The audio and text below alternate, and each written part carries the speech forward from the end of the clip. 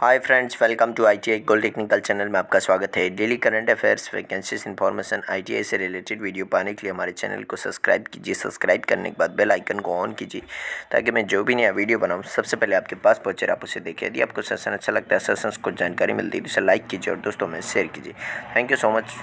चलिए देखते हैं सेशन की ओर चलते हैं, क्या है सेशन में। यदि आप अपने चैनल आईटीआई गोल्ड टेक्निकल पर पहली बार आए हो तो इसे सब्सक्राइब कीजिए और अपने दोस्तों से भी जरूर करवाइएगा। आज हम पढ़ेंगे 1 जनवरी 2022 से जितने भी इंपॉर्टेंट करंट अफेयर क्वेश्चन बनेंगे वह इस वीडियो में पढ़ेंगे। और तुम सभी को नए साल की हार्दिक हार्दिक शुभकामनाएं।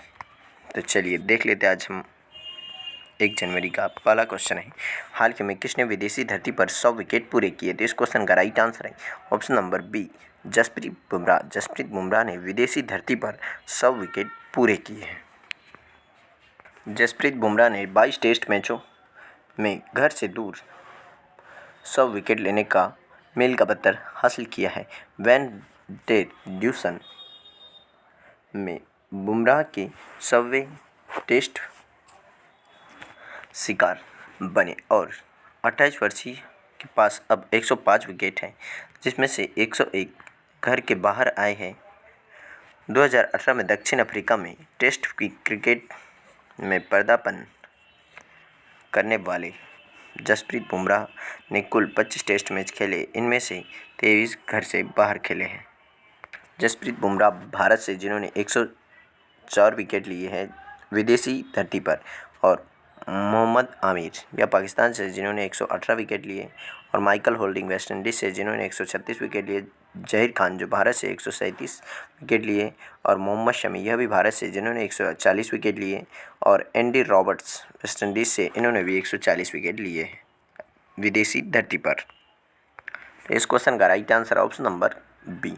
चलिए नेक्स्ट क्वेश्चन की ओर चलते हैं। नेक्स्ट क्वेश्चन है, हाल ही में जनवरी 2022 में यूएनएससी की आतंकवाद निरोधी समिति की अध्यक्षता कौन सा देश करेगा? तो इस क्वेश्चन का right answer option number B, Bharat इसकी अध्यक्षता करेगा।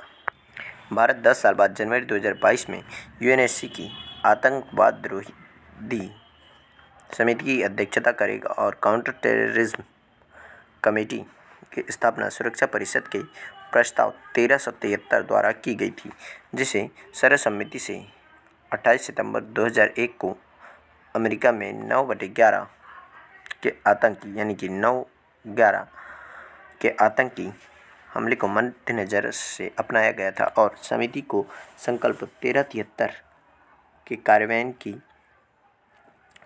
निगरानी करने का काम सौंपा गया था, और जिसमें देशों से घरेलू और दुनिया भर में आतंकवादी विरोधी गतिविधियों का मुकाबला करने के लिए अपनी कानूनी और संस्थागत क्षमता को बढ़ाने के लिए उद्देश्य से कई उपायों को लागू करने का अनुरोध किया गया था।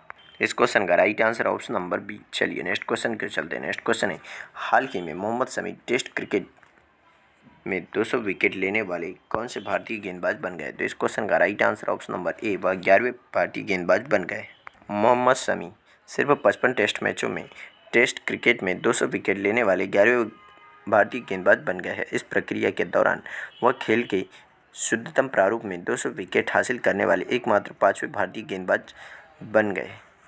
इसके अलावा शमी इस मुकाम तक पहुंचने वाले तीसरे सबसे तेज भारतीय गेंदबाज हैं, क्योंकि कपिल देव और जावगल श्रीनाथ ने क्रमशः 50 और 54 टेस्ट में 200 विकेट हासिल किए थे।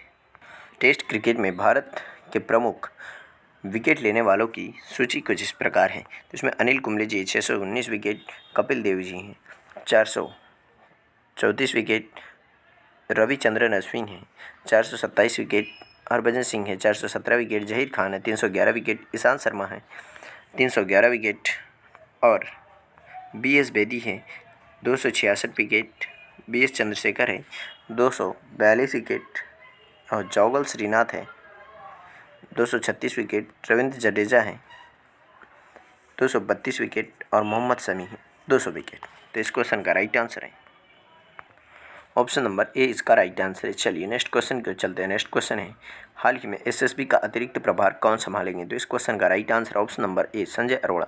संजय अरोड़ा जी SSB का अतिरिक्त प्रभार संभालने वाले। ITBP इंडियन तिब्बत आईटीबीपी के महानिदेशक संजय अरोड़ा जी एक अन्य सीमा सुरक्षा बल सशस्त्र सीमा बल का अतिरिक्त प्रभार संभालेंगे, क्योंकि बाद के प्रमुख कुमार राजेश चंद्र 31 दिसंबर को सेवानिवृत्त होने वाले हैं और तमिलनाडु कैडर के 1988 बैच के अधिकारी अरोड़ा को अगस्त में भारत तिब्बत सीमा पुलिस आईटीबीपी का डीजी नियुक्त किया गया था और उन्होंने 1 सितंबर को भारत चीन एलएसी सुरक्षा बल का कार्यभार संभाला था और एसएसबी को मुख्य रूप से नेपाल और भूटान के साथ भारतीय सीमाओं की रक्षा करने का कार्य सौंपा गया था। यही है संजय अरोड़ा जी। इस क्वेश्चन का राइट आंसर ऑप्शन नंबर ए। चलिए नेक्स्ट क्वेश्चन को चलते हैं। नेक्स्ट क्वेश्चन है, हाल ही में किसने बीना एमपी पन की यूपी मतलब मध्य प्रदेश और Uttar Pradesh multi product pipeline परियोजना का उद्घाटन किया? तो इस क्वेश्चन का right answer option number D. प्रधानमंत्री नरेंद्र मोदी जी ने अभी इसका उद्घाटन किया। प्रधानमंत्री नरेंद्र मोदी जी ने 1524 करोड़ रुपए, इनकी 12,027 करोड़ रुपए यूपी में और एमपी में 297 करोड़ रुपए के परिव्यय के साथ Panki Kanpur UP multi product pipeline परियोजना प्रति वर्ष 45 मिलियन मीट्रिक टन की क्षमता और 356 किलोमीटर लंबी बीना रिफाइनरी मध्य प्रदेश में है और पीओएल टर्मिनल का उद्घाटन किया है और परियोजना दिसंबर 2021 पीएनजीआरबी प्राधिकरण से 3 वर्ष के अनुमोदित समापन कार्यक्रम से 1 महीने पहले और अनुमोदित लागत के भीतर पूरी हो चुकी है और चालू हो गई है। यह बीना रिफाइनरी से उत्पादों को सुरक्षित और कुशल निकासी प्रदान करेगा और पूर्वी यूपी, मध्य यूपी, उत्तरी बिहार और दक्षिणी उत्तराखंड के उत्पादों की उपलब्धता में भी सुधार करेगा। इस क्वेश्चन का right answer option number D. चलिए नेक्स्ट क्वेश्चन के चलते हैं। नेक्स्ट क्वेश्चन है, हाल ही में आईआईटी ARIIA रैंकिंग 2021 में पहला स्थान हासिल किया था। यह किस आईआईटी ने किया है? तो इसका right answer option number B. IIT Madras ने इसका पहला स्थान हासिल किया है। आईआईटी मद्रास ने CFTIS केंद्रीय विश्वविद्यालयों राष्ट्रीय महत्व के संस्थान तकनीकी की श्रेणी के तहत लगातार तीसरे वर्ष Atal ranking of institutions on innovations achievements 2021 में पहला स्थान हासिल किया और ARIIA रैंकिंग के तीसरे संस्करण में केंद्र द्वारा वित्त पोषित संस्थान श्रेणी में आईआईटी का दबदबा था और टॉप 10 सूची में 7 आईआईटी हैं और आईआईटी मद्रास के बाद IIT Bombay, IIT Delhi, IIT Kanpur, IIT Roorkee है और बेंगलुरु में भारतीय विज्ञान संस्थान ने श्रेणी में 6ठा स्थान हासिल किया है।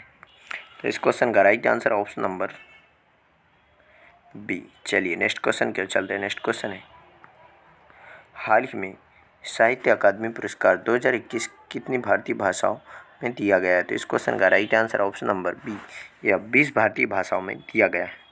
साहित्य अकादमी ने विभिन्न भाषाओं में अपने प्रतिष्ठित साहित्य अकादमी पुरस्कार, युवा पुरस्कार और बाल साहित्य पुरस्कार 2021 की घोषणा की है और बोर्ड के अनुसार मुख्य साहित्य अकादमी पुरस्कार विजेता को एक उत्कीर्ण तांबे की प्लेट, शॉल और 1 लाख रुपए की राशि दी जाएगी और प्रत्येक युवा पुरस्कार और बाल साहित्य पुरस्कार को एक उत्कीर्ण तांबे की प्लेट और 50,000 रुपये की राशि दी जाएगी।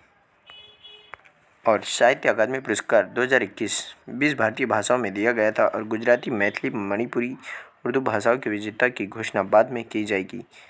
कविता की 7 पुस्तकें, 2 उपन्यास, लघु कथाओं की 5 पुस्तकें, 2 नाटक और जीवनी आत्मकथा, आलोचना और महाकाव्य कविता की एक पुस्तक ने साहित्य अकादमी पुरस्कार 2021 जीता है। लेखिका नमिता गोखले को उनके उपन्यास थिंग्स टू लिव बिहाइंड के लिए सम्मानित किया गया है।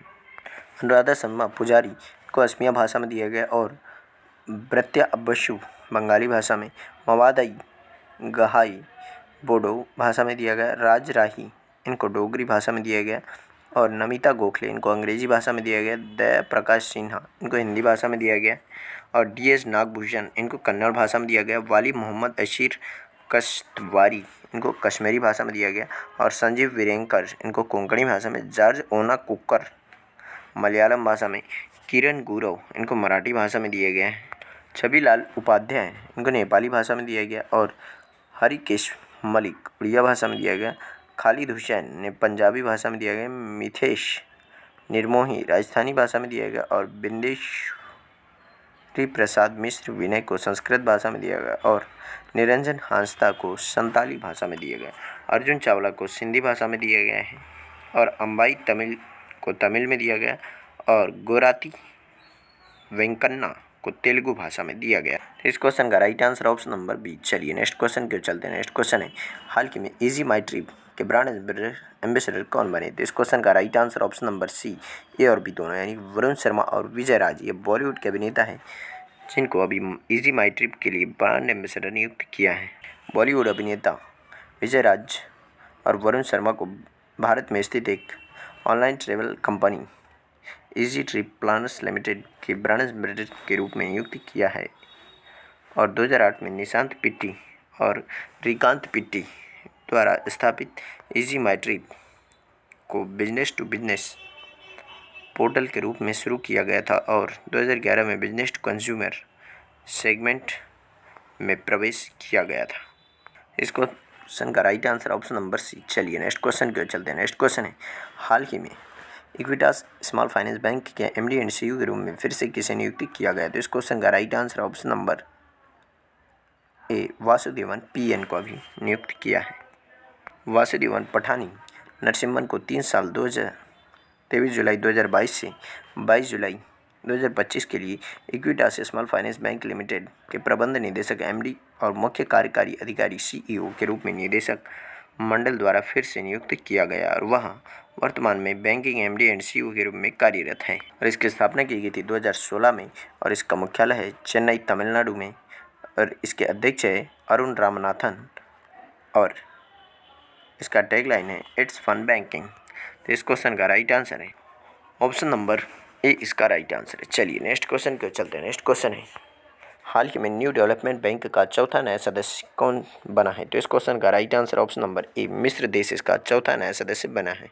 मिस्र ब्रिक्स न्यू डेवलपमेंट बैंक के चौथे नए सदस्य के रूप में शामिल हुआ। बांग्लादेश, UAE और उरुग्वे सितंबर 2021 में ब्रिक्स न्यू डेवलपमेंट में शामिल हुए और सदस्यता विस्तार न्यू डेवलपमेंट बैंक को उभरती अर्थव्यवस्था के लिए खुद को एक प्रमुख विकास संस्थान के रूप में स्थापित करने में सक्षम बनाता है। ब्रिक्स न्यू डेवलपमेंट बैंक एक बहुपक्षीय बैंक है जिसे ब्राज़ील, रूस, चीन, भारत, दक्षिण अफ्रीका द्वारा सतत विकास बुनियादी ढांचा परियोजनाओं के वित्त पोषण के लिए स्थापित किया गया था और इस बैंक का मुख्यालय है शंघाई, चीन में और इसके अध्यक्ष हैं मार्कोस प्राडो ट्राइजो और इसके संस्थापक है ब्रिक्स देश और इसकी स्थापना की गई थी 15 जुलाई 2014 को। तो इस क्वेश्चन का राइट आंसर है ऑप्शन नंबर ए, इसका राइट आंसर है। चलिए आज का सेशन यही समाप्त होता है।